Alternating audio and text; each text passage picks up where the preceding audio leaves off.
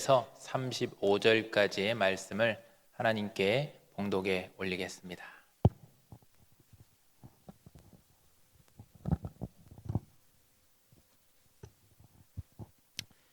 그 날에 그들 중 둘이 예루살렘에서 25일이 되는 엠마오라 하는 마을로 가면서 이 모든 된 일을 서로 이야기하더라.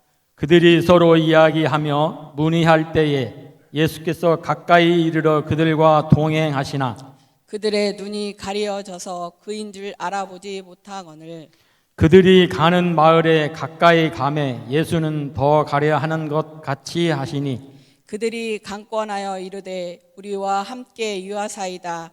때가 저물어 가고 날이 이미 기울었나이다 하니 이에 그들과 함께 유하러 들어가시니라. 그들과 함께 음식 잡수실 때에 떡을 가지고 축사하시고 떼어 그들에게 주시니 그들의 눈이 밝아져 그인 줄 알아보더니 예수는 그들에게 보이지 아니하시는지라. 그들이 서로 말하되 길에서 우리에게 말씀하시고 우리에게 성령을 풀어 주실 때에 우리 속에서 마음이 뜨겁지 아니하더냐 하고 곧 그때로 일어나 예루살렘에 돌아가 보니 11 제자 및 그들과 함께 한 자들이 모여 있어 말하기를 주께서 과연 살아나시고 시몬에게 보이셨다 하는지라 두 사람도 길에서 된 일과 예수께서 떡을 떼심으로 자기들에게 알려주신 것을 말하더라. 아멘. 감사합니다. 자, 할렐루야. 아멘. 우리 함께 또 밝은 마음으로 밝은 웃음 가운데 말씀 받아야 되겠습니다. 서로 이빨 보이시면서 웃으시면서 우리 사랑합니다. 축복합니다. 또 더 웃어야 돼. 잘생기셨습니다. 이쁘십니다. 아름답습니다. 부부끼리 이럴 때 하는 겁니다. 부부끼리 언제 하겠어요? 제가 다 알아요. 집에서 안 하잖아요. 다시 이번에 부부끼리 더 사랑합니다. 아름답습니다. 화장도 잘 받으셨네요. 좋습니다. 오늘은 이제 동행의 길이라는 말씀으로 여러분께 하나님의 말씀을 전해드립니다. 이제 부활절의 이후에 저는 이제 그렇습니다. 부활절이 그 절기에만 딱 우리가 반짝 그 부활의 생명을 딱 우리가 간직하고 끝나는 것이 아니라 계속 부활의 생명은 우리 삶 가운데 계속 지속돼야 될 줄로 믿습니다. 그런 의미에서 4월 한 달 동안 부활 이후의 삶에 대해서 계속 말씀을 드리고 있어요. 그러니까 첫 번째는 제가 평강의 길을 말씀드렸죠. 또 그 다음에 믿음의 길을 말씀드렸습니다. 그러니까 두려움에 빠져 있는 제자들에게 우리 주님이 평강을 주셨고 또 의심하는 도마에게 주님께서 믿음을 다시 세워 주셨습니다. 자, 그리고 이제 오늘 이제 부활절 이후 시리즈 마지막 동행의 길이라는 말씀을 드립니다.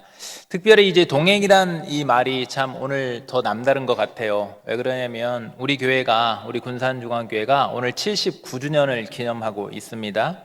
그래서 감사하는 그런 주일인데 지난 세월들을 한번, 저는 무려 10개월밖에 안 됐기 때문에 여러분들이 그동안의 79년 동안의 세월들 가운데 한번 그 지난 세월들을 돌아보시면 분명 우리 교회는 힘든 일들도 많이 있었습니다.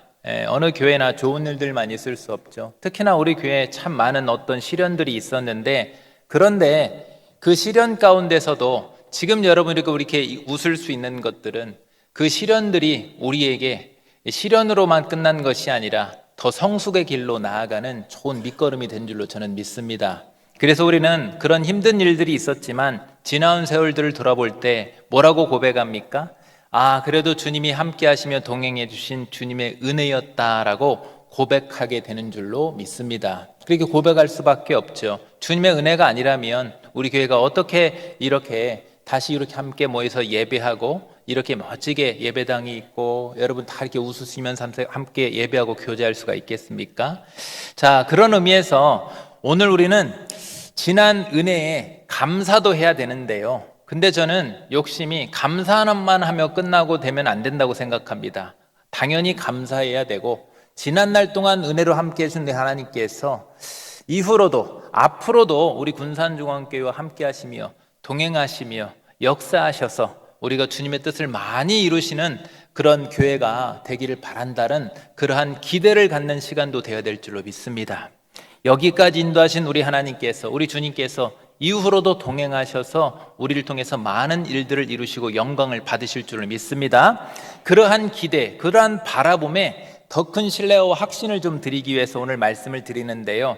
오늘 본문이 좀 낙심한 가운데, 이 낙심한 가운데 예루살렘을 떠나는, 그 사명의 자리를 떠나는 두 제자에 대한 이야기입니다. 그런데 이 말씀이 우리에게 어떤 바라봄에 대한 어떤 신뢰와 확신을 줄 수 있는 이유는 뭐냐면요, 우리 부활하신 주님께서 낙심한 그 제자들, 사명의 길을 떠나 있는 그 제자들의 길 가운데 다시 찾아와 주셨다라는 겁니다.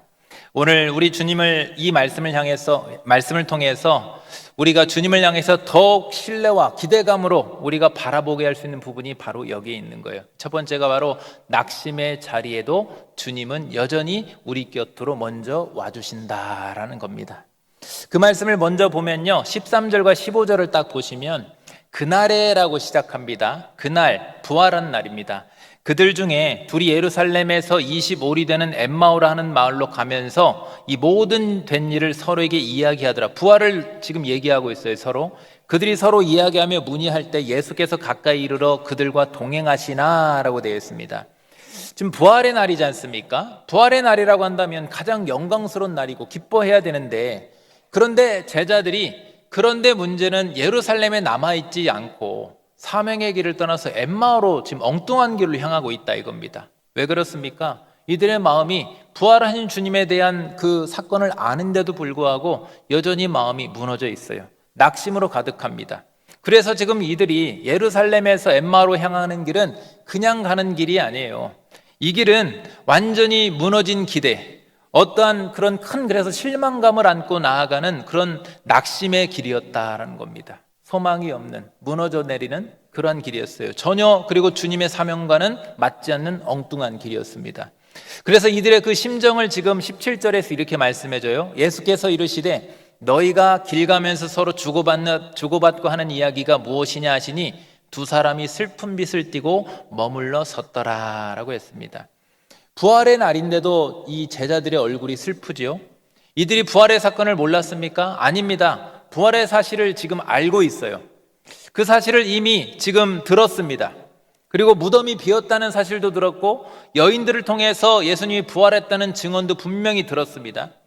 다 알고 있는데 문제는 뭐냐? 그 알고 있는 것이, 부활의 사건에 대해서 알고 있는 것이 그들의 믿음과는 연결이 되지 않았다는 거예요. 여러분, 우리가 잘 알아야 되는 부분이요, 예수님의 부활을요 알고 있는 것과, 우리 예수님을 알고 있는 것과 그것이 나에게 진짜로 믿어지는 것과는 큰 차이가 있는 겁니다. 이들도 다 알고 있다니까요. 우리도 그런데 알고 있지만 믿음으로 연결이 되지 않고 있어요. 우리도 그럴 때가 있죠. 예배를 드리고 있습니다. 말씀을 듣고 있습니다. 그런데 어떨 때는 이 두 제자와 같이 우리의 마음이 이상하게 자꾸만 여전히 무거워질 때가 있는 거예요. 자꾸만 낙심이 들 때가 있습니다. 부활의 복음은 이 생명의 복음인데, 부활은 생명의 복음인데 생명의 복음을 들어도 우리가 여전히 이 제자들처럼 엠마오로만 자꾸 엉뚱한 길로 향하는, 사명에서 벗어나는 그런 낙심의 걸음을 우리도 걸을 때가 있다 이거예요. 그런데 중요한 것은 뭡니까? 그들이, 낙심 가운데 있는 그들이 예수님께 먼저 찾아간 것이 아니라, 예수님을 가까이 한 것이 아니라 그들 낙심 가운데 있는 그들 곁으로 우리 주님이 먼저 가까이 와주셨다라는 거예요. 그래서 뭐라고 합니까? 예수께서 가까이 이르러 그들과 동행하셨다라고 했습니다. 이것이 너무나도 큰 은혜인 겁니다. 여러분, 우리 주님은요, 낙심한 제자들이 항상 옳은 길에 있을 때, 사명의 길에 주님이 원하시는 그 뜻 안에 있는 그 방향으로만 갈 때만 함께 해주시는 분이 아니라는 겁니다. 그렇게 따지면요, 우린 주님과 동행할 사람이 아무도 없어요. 우리가 얼마나 날마다 우리가 변합니까? 우리의 상태가 시시각각 변합니다. 우리도 물론 날마다 신실하길 원하고 날마다 낙심하지 않고 열정 있게 하나님의 일들을 감당하기를 원하지만, 그러나 우리에는 때로는 너무나도 쉽게 금방 낙심해버리고 또 때로는 금세 우리가 엉뚱한 길에 서는 것을 우리가 발견하게 될 때가 있어요. 그런데 그럴 때 우리 주님이 함께 해주지 않는다면, 동행하지 않는다면 어떻게 우리가 신앙생활을 할 수가 있겠어요? 여러분, 모든 것이 전적으로 주님의 은혜인 줄로 믿으시길 바랍니다. 우리가 잘해서가 아니에요. 우리가 벗어나지 않아서가 아닙니다. 우리가 열정이 항상 유지돼서가 아닌 거예요. 우리가 낙심하고 무너져 있고 우리가 곁길로 행할 때도 먼저 주님은 그런 우리 가운데 찾아와 주셔서 어떻게 하시느냐? 벗어난 그 길 가운데 잠깐 동안 함께 해주세요. 그리고 우리에게 속도도 맞춰주세요. 우리에게 눈높이도 맞춰주십니다. 우리에게 그 걸음을 맞춰주신 다음에 그 속도에, 느린 속도에도 맞춰주셔서 우리가 아니라 그렇게 주님의 은혜 베풀어 주심으로 우리가 주님과 동행하고 있는 줄로 믿으시기를 바랍니다. 그래서 우린 전적으로 주님의 은혜가 아니면 살 수가 없는 겁니다. 그런데 성경은요, 그럼에도 불구하고 우리 주님이 그렇게 제자들 가운데 은혜로 먼저 동행해 주셨는데도 불구하고 여전히 두 제자의 상태가 어떤 상태인가? 16절에 보니까 그들의 눈이 가리워져서 그인 줄 알아보지 못하였다 했습니다. 주님이 지금 그들과 함께하고 계시는데, 동행하고 있습니다. 함께 걷고 있는데 여전히 그들은 주님을 알아보지 못합니다. 이 모습이요, 제자들만의, 이 본문의 이 두 제자들만의 모습이 아닙니다. 우리의 모습과도 우리도 이런 모습을 닮아 있을 때가 있어요. 주님은 이미 우리 가운데 세상 끝날까지 변함없이 함께하고 계시는 줄로 믿으시길 바랍니다. 아멘입니까? 우리가 아멘 하죠. 그런데 우리가 얼마나 연약합니까? 우리가 낙심해버리면요, 우리 곁에, 내 곁에 함께하고 있고 내 곁에 함께 동행하고 있는 그 주님을 우리가 보지 못할 때가 있다 이거예요. 다른 것만 바라볼 때가 있습니다. 그 주님이 내 곁에 계시는데 그 주님을 알아보지 못할 때가 있어요. 여러분, 혹시 지금 우리도 엠마오의 길 위에 서 있는, 사명의 길에서 벗어나고 있는, 낙심의 길로 향하고 있는 그러한 우리의 모습들이 혹시 있지 않습니까? 우리가 그러지 원치 않는데, 그렇게 되길 원치 않은데 자꾸만 마음이 식어지고 붙들고 싶은데도 여전히 기대가 자꾸만 무너지고 의심이 들어오고, 그래서 신앙의 우리 하나님 중심, 주님 중심의 신앙에서 자꾸만 벗어나고 다른 것들에 자꾸만 마음이 빼앗기고, 그 점점 내가 원치 않지만 나도 모르게 자꾸만 멀어지고 있는 것 같을 때, 그럴 때 여러분, 그렇다고 한다면 다시 오늘 주신 말씀을 통해서 다시 영적으로 각성할 수 있으시기를 바랍니다. 깨어야 됩니다. 깨어서 무엇을 바라야 됩니까? 여러분, 우리가 확실히 이번 이 시간을 통해서 다시 한번 붙잡아야 되는 것은요, 주님과의 동행의 길은 내가 주님을 잘 붙드는 길이 아니라는 겁니다. 방법이, 여러분, 우리가 방법을 달리해야 되는 거예요. 내가 붙든다고 생각하면요, 우리가 어떻게 붙듭니까? 우리 손이 무슨 힘이 있습니까? 우리가 얼마나 신실해서 주님을 붙잡습니까? 우리는 금세 그 손을 놔버릴 수밖에 없어요. 그래서 주님과 동행하는 길은요, 내가 그분을 붙드는 것이 아니라 낙심한 내 길 위에, 벗어나 있는 내 길 위에, 느려서 아직도 한 발 한 발 앞으로 진전이 안 돼 있는 내 길 위에 주님께서 그 길로 오셔서 속도까지 맞춰주시고 눈높이까지 맞춰주셔서 함께 걸어주시는 그 은혜에서 동행이 시작되는 줄로 믿으시길 바랍니다. 날마다 마찬가지입니다. 우리가 걸어가는 건 아니에요. 우리 주님이 나에게 맞춰주시는 거라니까요, 여러분. 우리 주님이 은혜를 베풀어 주시는 거라니까요. 그러므로 여러분, 낙심 가운데 실망하지 마시고 그 가운데 주저앉지 마시고 은혜를 구하시기를 바랍니다. 내가 내 힘으로 하는 거 아니에요. 주님의 은혜를 구해야 되는 거예요. 겸손히 은혜를 구해야 됩니다. 우리 주님은요, 오늘 또 우리 곁에 가까이 오셔서 동행하시는 우리 주님이신 줄로 믿습니다. 그 주님을 믿음으로 바라보시기를 바랍니다. 그 주님을 믿음으로 바라보고 은혜를 구하시길 바랍니다. 우리 주님은요, 결코 우리를 홀로 두신 적이 단 한 번도 없어요. 세상 끝날까지 분명히 우리와 함께 하시는 주님이신 줄로 믿습니다. 그리고 그냥 함께 하는 것이 아니지요. 주님의 그 은혜로 우리의 걸음을 맞춰주시는 거예요. 우리의 방향을 잠깐 맞춰주시는 겁니다.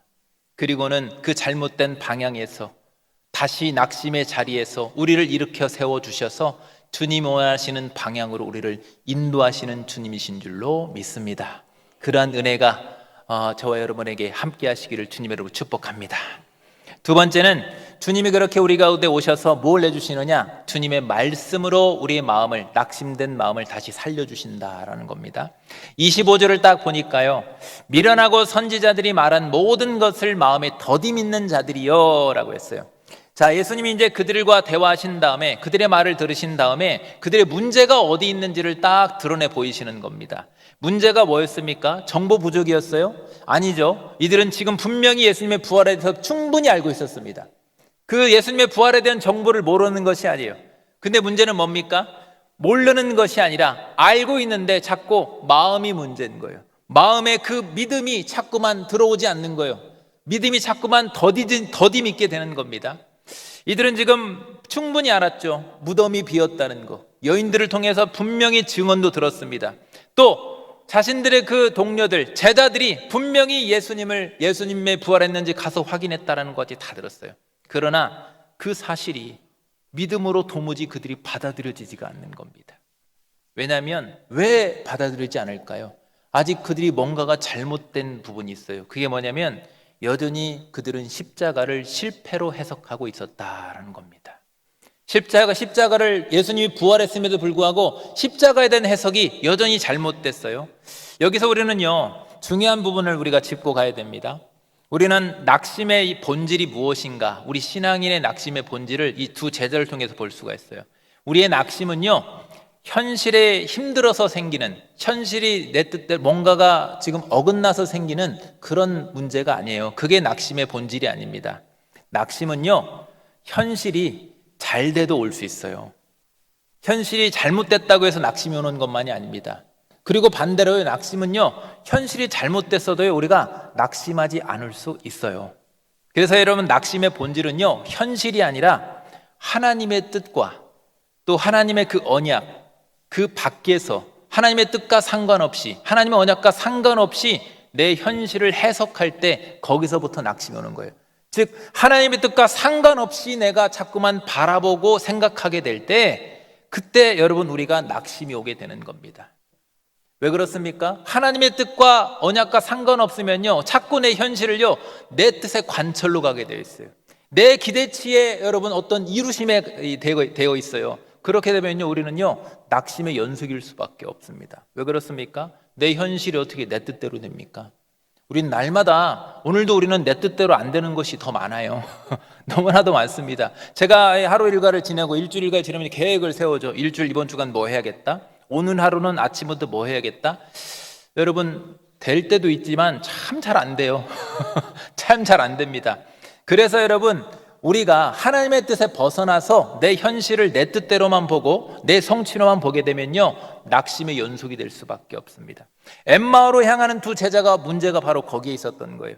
십자가의 사건을요, 주님의 뜻 안에서 보는 것이 아니라, 주님의 언약 안에서 보는 것이 아니라 자신의 그 관점에서 보니까 십자가가 맞지 않는 거예요.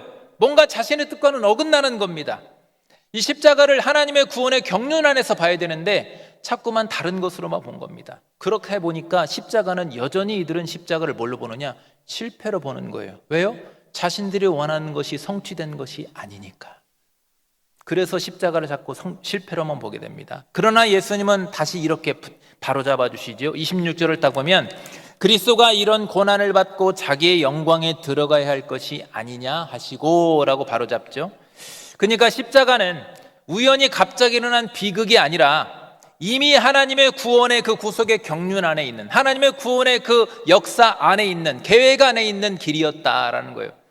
그 십자가의 고난은 실패가 아니라 성취였고, 또 패배가 아니라 순종이었고, 또 멸망이 아니라 구원의 길이었다라는 것을 제자들에게 바로 다시 해석해 주셨다라는 겁니다. 그리고 이 사실을 주님께서 해석해 주실 때 구약의 특정 한 구절로만 해석하신 것이 아니에요. 27절을 딱 보십시오. 이에 모세와 모든 선지자의 글로 시작하여 모든 성경에 쓴 바 자기에 관한 것을 자세히 설명했다. 여러분, 이게 굉장히 중요한 구절인데요, 매우 중요합니다. 성경 해석의 원리를 보여주는 겁니다. 우리가 성경을 볼 때요, 가끔 이제 사춘기 학생들이 좀 이제 생각이 이제 커지면 뭐라고 질문하냐면 그래요. 목사님, 이게 성경을 통해 질문합니다. 목사님, 이건 왜 그랬어요? 예를 들어 그 노아의 방주 때 거기서 도대체 그 많은 이 짐승들을 어떻게 먹였어요? 배설물은 어떻게 해결했습니까? 이게 성경에 나오지 않는 자신들의 어떤 궁금증 있지 않습니까? 이런 것들로 자꾸만 봐요. 그럼 저는 뭐라고 대답하냐? 몰라 그래요. 몰라. 왜 목사님 그걸 몰라요? 당연히 모르지. 그러면서 설명해 주는 게, 성경은 인류 역사를 기록한 책이 아니야. 그러려면 이 건물에 가득 차도 모자라. 성경은 여러분 오직 누구를 우리에게 계시해 주는 책입니까? 오직 예수님인 줄로 믿습니다. 그래서 여러분 예수님이 어떻게 지금 해석해 주셨다 했어요? 모세와 모든 선지자의 글, 그러니까 모세오경에서 시작해서 선지자 이르기까지, 그러니까 율법과 제사법과 출애굽 여정과 광야, 또 다윗의 왕권, 또 그 선지자의 예언들, 그 모든 구약 성경 전체가 오실 예수님과 그 예수님의 그 고난과 또 그 고난 이후의 영광을 위해서 우리에게 계시해 준 말씀이다라는 것을 예수님이 밝히 그들에게 보여주셨다라는 겁니다. 성경은 예수님을 통해서 보시기를 바랍니다. 성경을 짜내면 예수님밖에 안 나오는 거예요. 그래서 여러분 엠마오의 길에서 일어난 회복이라는 것은요, 단순히 잠깐 이들이 낙심했을 때 감정적인 잠깐의 위로를 말하는 회복이 아닌 거예요. 성경을 다시 예수님 중심으로 다시 읽게 되는 그런 회복이 됐다라는 거예요. 제자들이 다시금 그들의 관점이 아니라 예수님을 통해서 성경을 보게 됐다, 이게 진짜 회복이다라고 성경은 우리에게 보여주고 있는 거예요. 지금까지 성경을 제자들이 읽긴 했지만 자기 기대에 맞추어서 성경을 자꾸만 본 겁니다. 그러나 예수님은 그 성경을 다시 열어주신 거죠. 그 중심에, 성경의 중심이 계신 예수님이 바로 성경의 중심이 바로 예수님이다라는 것을 그들에게 다시 해석해 줬어요. 자, 그러니까 이때 제자들의 해석이 바뀌기 시작되는 겁니다. 성경에 대한 해석이 바뀌고, 그래서 지금 그들 가운데 있는 사건이 바뀌는 거예요. 십자가가 바뀌는 겁니다. 이 점이 굉장히 중요한 거죠. 여러분 우리도 마찬가지입니다. 낙심한 우리 믿는 성도의 회복은요, 잠깐의 위로에 건네는 말, 어떤 감정, 이런 것들로 우리가 어떤 분위기, 이런 것들로 회복되는 것이 아니에요. 우리 믿는 성도의 참된 진정한 회복은요, 하나님의 말씀을 통해서 내 생각이 고쳐지고 내 해석이 바뀌고 내 기대가 하나님의 뜻에 딱 맞춰질 때 진짜 참된 회복이 일어난 줄로 믿으시기를 바랍니다. 왜냐하면 하나님의 말씀은 낙심한 우리의 마음만 잠깐 위로하고 끝나는 그런 정도가 아니에요. 하나님의 말씀은요, 우리의 세상을 보는 우리의 그 시선과 우리의 관점, 또 세상을 볼 때 어떻게 분별하고 판단하는가, 그 모든 세상의 가치관 자체를 우리가 성경을 통해서 우리를 달리해 주시는 거예요. 그것을 우리 내적에서 변화가 일어나게 하는 겁니다. 그래서 다시 믿음의 자리로 우리를 세워주시기 때문에, 그래서 예수님의 그 말씀을 통해서 우리의 시선과 해석을 바꾸고, 그래서 십자가와 부활의 그 해석도 바뀌게 되고 우리의 삶이 바뀌고, 그래서 여러분 모든 것들이 바뀌는 전적인 회복의 역사가 우리 믿는 성도의 참된 회복인 줄로 믿으시길 바랍니다. 어떻게? 말씀을 통해서. 그리고 말씀을 통해 그렇게 변화된 제자들이 결국 이렇게 고백합니다. 32절 보니까 그들이 서로 말하되 길에서 우리에게 말씀하시고 우리에게 성경을 풀어주실 때 우리 속에서 마음이 뜨겁지 아니하더냐라고 합니다. 여러분 마음이 뜨겁다는 게 막 감정이 막 뜨거워진 겁니까? 그게 아니죠. 낙심으로 완전히 냉랭하게 부활의 소식을 듣고도, 주님이 다시 살아나셨다는 소식을 듣고도 아무런 마음의 요동이 없던, 믿어지지 않았던 그 마음이 말씀 앞에서 다시 하나님의 뜻이 보이기 시작했을 때 그 마음이 다시 막 살아난 겁니다. 마음의 열정이 불이 일어난 겁니다. 영적인 전인격적인 회복이 일어난 겁니다. 여러분 혹시 마음이 자꾸만 식어가고 있는 것 같습니까? 열정이, 내 안에 열정이 예전만 못한 것 같습니까? 예배는 드리는데도 내면에 자꾸만 냉랭함이 있습니까? 그렇다면 말씀을 통해 주신 답은 딱 하나입니다. 하나님의 말씀으로 다시 그 앞으로 나아오시기를 바랍니다. 부활하신 우리 주님은요, 오늘도 마찬가지입니다. 다른 것이 아니에요. 여러분 우리가 기적을 많이 보고 체험을 많이 하면 믿음이 살아날 것 같습니까? 여러분 구약의 아합 제가 종종 말씀드렸죠. 하나님의 기적을요 가장 많이 경험한 왕 중에 하나가 구약의 북이스라엘 아합 왕입니다. 그런데 아합 왕은요 하나님을 믿었습니까? 아니요. 끝까지 하나님을 대적하고 바알을 섬겼습니다. 여러분 우리도 마찬가지, 우리 믿음을, 신앙을 성장시키는 건요 잠깐의 나를 만족시키는 어떤 기적이 아니에요. 어떤 체험이 아닙니다. 내 뜻을 이루어주면, 하나님이 내 뜻을 성취시켜주면 내 믿음이 성장할 것 같습니까? 아닙니다. 우리의 믿음을 성장하는 것은, 우리를 살리는 것은 오직 하나님의 말씀인 줄로 믿으시길 바랍니다. 오늘도 그래서 주님은요 다른 것을, 우리 안에 하늘에서 불을 내리는 기적을 보이는 것이 아니라 이 말씀을 통해서 우리 마음을 다시 뜨겁게 해주시는 거예요. 주님께서 성령을 통해서 우리에게 성경을 풀어서 주실 때 그때 비로소 우리의 눈은 넓어지고 삶을 해석하는 해석들이 새로워지고 그래서 우리의 낙심한 마음이 다시 믿음으로 살아나게 되는 줄로 믿으시기를 바랍니다. 세 번째는 그 주님을 만나면 다시 이제 사명의 길로 돌아가게 된다라는 거예요. 30절과 31절을 보니까 그들과 함께 음식 잡수실 때에 떡을 가지사 축사하시고 떼어 그들에게 주시니 그들의 눈이 밝아져 그인 줄 알아보더니 예수는 그들에게 보이지 아니하셨다라고 했어요. 자, 예수님은 이제 길에서 말씀을 제자들에게 전하셨습니다. 그러던 다음에 그냥 사라지신 것이 아니라 그들과 잠시 머무십니다. 그들 가운데 교제하세요.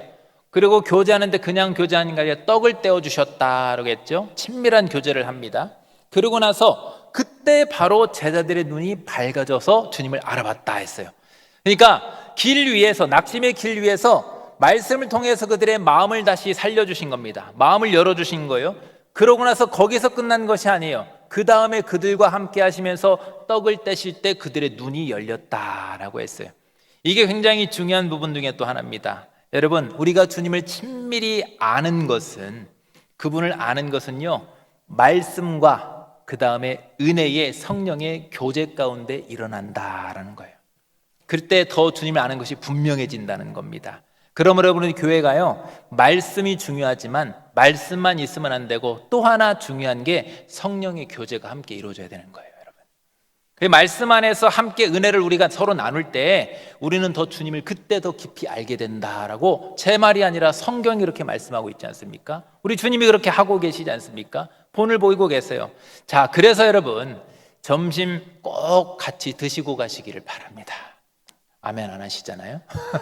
아멘 하실 준비를 제가 안 했네요. 오늘 친절하게 항상 제가 해드리는데, 여러분 아멘 크게 하실 준비하시고 점심을 꼭 같이 드시고 가시기를 바랍니다. 떡을 떼는 교제. 그 다음에 점심만 듣고 가시 마시고 점심 이후에 성령의 교제, 은혜를 나누는 목장 모임도 참 귀하니까 여러분 그 목장 모임도 함께 꼭 참여하고 가시기를 간절히 주님의 이름으로 축복합니다. 아멘. 그렇죠. 네. 왜요? 여러분, 말씀만이 아니라 그 말씀을 나누는 은혜의 교제, 성령의 교제를 통해서 여러분 은혜 위에 은혜가 임하게 되는 거예요. 여러분, 그 은혜 위에 은혜가 뭐냐? 어떤 은혜가 임하느냐? 그들이 눈이 밝아졌다고 했어요. 그들이 눈이 밝아졌다고. 그러니까 주님이 함께 계셨는데도, 그들과 동행하면서 말씀을 풀어서 가르쳐 줬는데도 여전히 그들은 눈이 아직 열리지는 않았어요. 그런데 언제 눈이 열렸습니까? 말씀과 그 다음에 은혜의 교제가 이루어졌을 때 그때 비로소 눈이 밝히 열어져 보여졌다라고 말씀하고 있어요. 그리고 여러분, 그런데 그것으로 또 끝나지 않아요. 그렇게 주님을 알아봤는데요, 알아보지 않았을 때는 그들과 함께 계셨던 주님이 이제 그 교제를 통해서 주님을 알아보고 난 다음에 갑자기 예수님은 그들 곁에서 사라지십니다. 보이지 않게 되었어요. 왜 이렇게 하셨을까요? 여러분, 이제 제자들은요, 우리 주님이 바라시는 건요, 눈에 보이는 방식, 도마와 같이 보고 만져야 주님을 알고 주님을 그렇게 또 의지하는 그런 방식이 아니라 더 성숙한 신앙을 원하셨던 겁니다. 그래서 어떻게 해요? 이제 보고 만지는 것이 아니라 말씀과 그 믿음 안에서 또 성령의 교제 안에서 그 은혜의 나눔을 통해서 더 주님을 친밀히 알아가는 더 성숙한 신앙으로 주님이 이끄시길 원해서 주님이 이제는 제자들에게 보이지 않는 겁니다.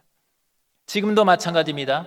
우리는 주님을 보고 만지고 믿는 것이 아니라 말씀을 통해서 또 믿음을, 성령의 그 교제를 통해서 은혜 위에 은혜를 통해서 우리 주님을 알아가고 있는 줄로 믿으시길 바랍니다. 그게 성숙한 신앙이에요. 그리고 그 성숙한 신앙은 어떤 변화로 일어나느냐? 33절에 보면 곧 그때로 일어나 예루살렘으로 돌아갔다라고 했습니다. 여러분, 예루살렘이 어떤 곳입니까? 십자가와 부활의 사건이 있던 곳이죠. 그리고 예루살렘은요, 이후로 이제 성령이 임하고 나서 교회가 시작되는 곳이 예루살렘입니다. 그러니까 이제 두 제자가 그 예루살렘으로 돌아갔다는 것은요, 다시 공동체 자리로, 다시 사명의 자리로 돌아갔다라는 의미가 되는 거예요. 조금 전까지는요, 엉뚱한 방향으로 갔죠. 엠마오로 내려갔던 이 제자들이 이제는 다시 예루살렘으로 돌아가는 겁니다. 낙심의 길에서 사명의 길로 완전히 변화가 일어난 겁니다. 그리고는 35절에 이렇게 말합니다. 두 사람도 길에서 된 일과 예수께서 떡을 떼심으로 자기들에게 알려지신 것을 말하다. 길에서 예수님을 만나고 성경을 풀어 해석해 주시고 떡을 떼주시고 이 모든 것들을 가서 전했다. 이제 두 제자는요, 더 이상 낙심의 사람들이 아닌 겁니다. 길에서 만난 바로 그 주님을 다시 증언하는 사명의 사람이 된 줄로 믿습니다. 이게 바로 주님의 동행에 결국 나타내는 열매다라는 거예요. 다시 사명의 자리로 서게 되는 것. 여러분, 우리도 때로는요, 엠마오로 향할 때가 있습니다. 자주 있어요. 그럴 때가. 주님의 길을 벗어날 때가 있어요. 그래서 여러분, 공동체에서 한 걸음 물러서려고 할 때가 있습니다. 공동체 안으로 친밀하게 들어오지 않고 한 걸음 뒤로 한 걸음 물러설 때도 있고요. 또 마음이 식어버려서 나 그냥 당분간은 조용히 있으렵니다 라고 하면서 목사님 올해는 좀 쉴게요 하는 분들이 있어요. 여러분, 그럴 수 있습니다. 당연히 우리가 항상 막 마음이 열정이 있고 믿음이 막 힘이 있고 그럴 수만은 없지 않습니까? 그런데도 우리 주님은요, 그런 우리에게 오늘도 부활하신 주님은 우리와 함께 하시는 줄로 믿습니다. 그러면 어떻게 하십니까? 우리에게 말씀하십니다. 그리고 어떻게 하십니까? 우리와 함께 떡을 떼면서 우리가 함께 서로 교제할 때 그곳에 우리 주님도 계시는 줄로 믿습니다. 그래서 여러분, 성령의 교제가, 목장 나눔이 중요한 거예요. 사람의 모임이 아니라 거기 우리 주님도 함께 떡을 떼고 계시는 줄로 믿습니다. 그래서 여러분, 우리 주님은요, 우리와 지금도 그렇게 동행하시기 때문에 우리의 삶의 방향은요, 때로는 잠깐 낙심의 방향이 될 수 있지만 다시 결국 우리는 사명의 길로 향할 수밖에 없는 사람들인 거예요. 왜요? 우리 주님이 세상 끝날까지 함께 하시는데 어떻게 우리가 낙심의 길에 머물 수 있겠습니까? 우리는 절대 뒤로 물러서만 있는 것이 아니라 항상 다시 사명의 길로 나아갈 수밖에 없는 사람인 줄로 믿으시기를 바랍니다. 그러면 여러분, 엔간하면, 사투리 한번 쓸게요. 엔간하면 여러분, 그 사명의 길로 빨리 순종하는 것이 신간 편한 줄로 믿습니다. 아멘입니까 여러분? 말씀을 정리하겠습니다. 엠마오로 가던 두 제자는요, 낙심 가운데 지금 길을 걷고 있었어요. 그런데 주님은요, 그 낙심의 자리에서도 찾아오셨고 말씀으로 그들의 마음을 살리셨고 마침내 다시 예루살렘으로 돌아가게 했습니다. 이것이 바로 주님이 동행을 통해서 주시는 귀한 열매입니다. 여러분, 오늘 주신 이 말씀의 거울로 우리 자신을 잠깐 이 말씀의 거울로 돌아보시길 바랍니다. 비춰보시길 바랍니다. 혹시 지금 우리도 마음이 식어져 있습니까? 그렇다면 우리가 꼭 기억해야 될 게 있죠. 부활하신 주님은요, 그럼에도 불구하고 식어져 있는 우리, 마음이 식어져 있는 우리 자리로 그 낙심의 그 길 위에 먼저 가까이 오셔서 동행하신다는 거예요. 우리에게 속도를 맞춰주시고 잠깐 방향도 맞춰주시고 눈높이도 맞춰주시고 우리와 동행하십니다. 그리고는 여전히 제자들과 같이 우리에게도 동일하게 말씀을 통해 다시 우리를 살리기를 원하신다라는 겁니다. 특별히 오늘 79주년을 맞이한 우리 군산중앙교회도 마찬가지죠. 주님의 동행하심으로 여기까지 인도해 주셔서 우리가 지금의 우리가 있는 줄로 믿습니다. 그렇다면 그 주님께서 여기까지 함께 하셨는데 앞으로는 함께 하지 않으시겠습니까? 아니죠. 지금도 함께 하시고 앞으로도 함께 하시는데 어떻게 함께 하십니까?